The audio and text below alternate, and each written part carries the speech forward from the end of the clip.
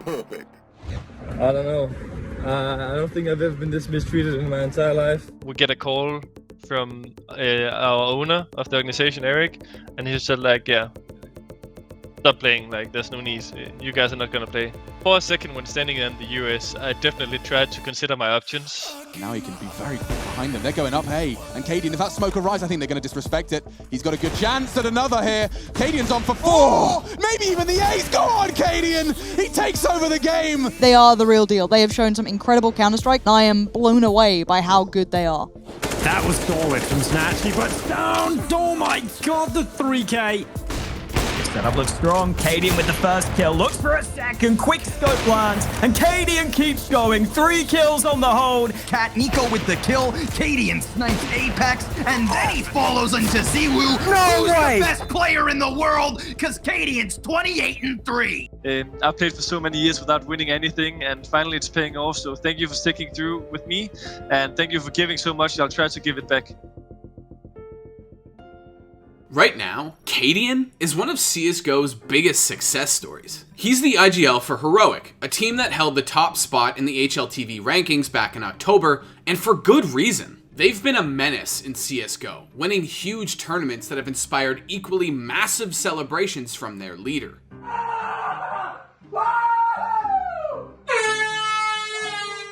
Unlike his teammates, CadiaN's CSGO career is anything but young. He's a grizzled veteran who's been grinding his way through the professional scene since 2013. During the early part of his career, CadiaN found himself bouncing from roster to roster, although it wasn't always his decision. Sometimes it was caused by his bad attitude, which he admitted in an interview with HLTV. By 2015, CadiaN had become something of a wandering mercenary, jumping from roster to roster, finding little success. But thanks to his enthusiasm and understanding of Counter-Strike, opportunities began to present themselves outside of the game, which is something he told content creator Pala about. Well, we got our ass kicked at ESL Katowice 2014 while I was playing with Mousesports, and we went outside and everyone was like on tilt, and Pansy came over like, oh guys, hope you're okay, sad to see that you're out this early and stuff. And then we just talked about the game and she was like, okay, this guy could be interesting. And she asked me to come and do some of the analysis at that event. And like, they liked what I did, so I got like the entire event. And as CadiaN struggled to find success on the server, his star began to fade further and further into obscurity. We had Giuliano there, and she was representing Team Secret at the time. She had a, at this point, not Fable's the wrong word, historic match in a sense against CadiaN. Yeah. CadiaN, who's CadiaN playing for now? I'm not entirely sure. I think this story tells exactly what he's playing for now. But these last few years have seen CadiaN's career do a complete 180. And that kicked off when he joined Rogue as a last-minute addition in the latter half of 2017. Rogue presented a unique opportunity for CadiaN. Not only would he be playing alongside new teammates, but because the team was now based in North America, he had a shot at rebuilding his career in a new region. Although the move required him to leave his friends and family behind in Europe, it was a sacrifice he was willing to make. And sure enough, it was a sacrifice that paid off. Rogue exceeded expectations, qualifying for the 2018 London Faceit Major. After 4 years, CadiaN was heading back to CSGO's biggest stage. Although Rogue's run at the Major was disappointing, CadiaN's performances earned him a roster spot on North, which allowed him to return home to Denmark. But as CadiaN recently revealed to HLTV, that dream offer turned out to be a nightmare. To be honest, I think it's one of the worst teams I've ever played in, straight up. I remember 3 months in or something, we were playing average, we were still top 10. And I remember I was just considering going to the sports director and say, yo, listen, if you can trade me to Uptick or sell me or something, like, I'm honestly down.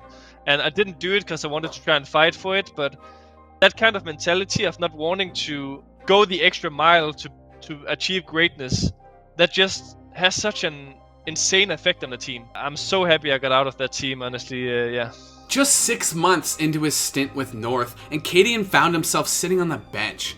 But it was during that time that he was approached with an opportunity to play with another Danish lineup. Although CadiaN was initially brought in to play as a stand-in for Blame F, his performances actually earned him a starting spot on Heroic's roster. There's no way around it. We had a really good synergy during those games. Had a lot of fun outside playing as well, which I think is important for the team chemistry. But we just clicked from the very first map, so I think that could be a good indication of potentially playing for Heroic at some point. And moving into 2020, the new year looked bright for CadiaN. Heroic was performing well, and the team was headed to LA to compete in Flashpoint.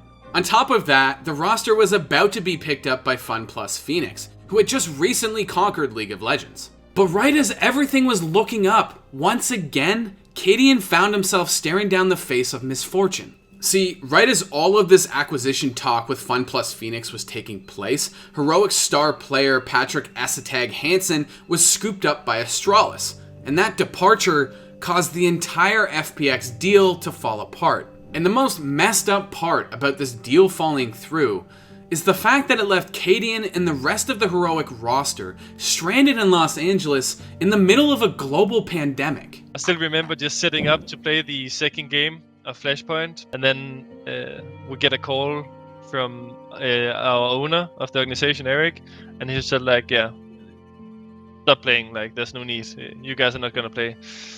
Yeah, packed my shit, let the 4-5 other guys take a taxi back to the apartment we went, and I was just walking there solo, just thinking, F my life. I just crossed the globe in the middle of a pandemic, and I don't even get to do what I did for leaving for that place. So there CadiaN was, stranded in Los Angeles without a spot in Flashpoint during the middle of a global crisis, unsure about his and his team's future. And it was at that point, his lowest point, that he turned to the community for help.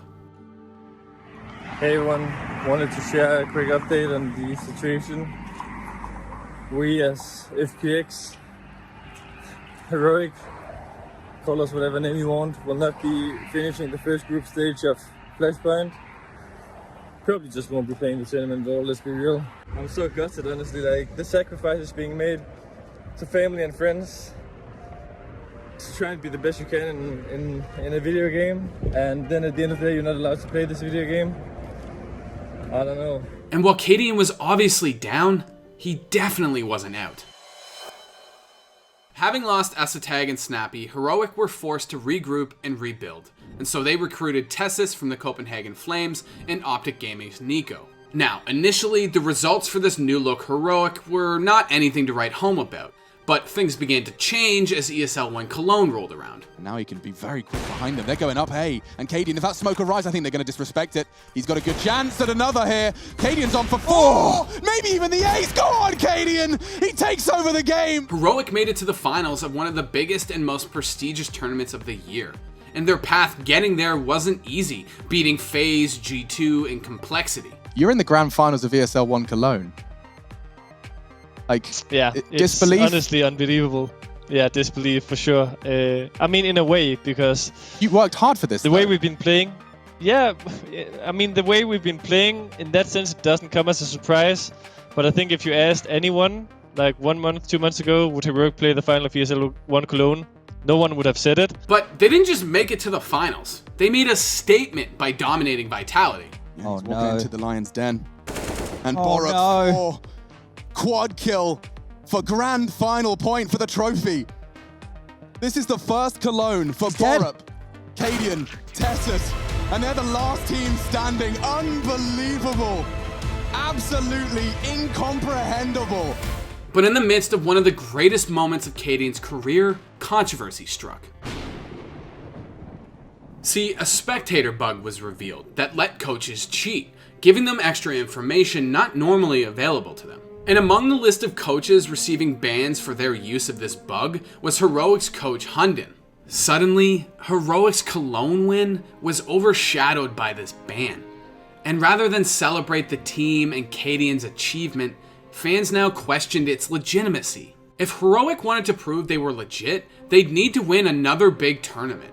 And at DreamHack Open Fall, they did just that. Could get a second, finally Spitty trades, but it's too little too late. Oh, CadiaN is killing it right now. Remember, it was Ramp that robbed around for the favor of Big once not long ago. 4 kills And the ace. Tessis. Easy anti-eco. He could come and deny the bomb plant. He's a little bit too late, but still takes the head off of both Hampus, Rez, and now Plopsky. Borup feeling it. They need a player to really step up, and Borup's gone in for 4.